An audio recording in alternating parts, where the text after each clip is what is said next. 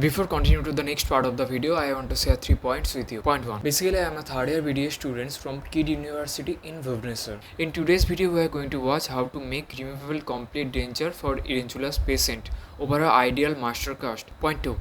In future, if you want to take admission in Kid University in any course like MBBS, BDS or in nursing course, you can contact with me. I will must try to help you out. Contact me on my Instagram ID. I'll give the link of my Instagram ID in the description box, or you can WhatsApp me in my given WhatsApp number in the description box also. Point 3. Nowadays guys, I'm thinking about online one-to-one conversation with you on Google Meet.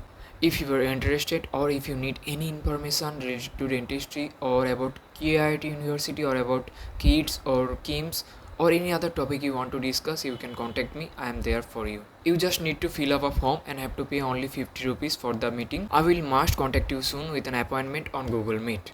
The link of this form will be on the description box. You can fill the form and submit there. I will contact you soon. And the last point guys, that was not on the list, the end product, what you are going to see at the end of this video is not completely perfect. There are lots of perforation on the denture because of immediately getting excessive heat during the procedure of acrylizing.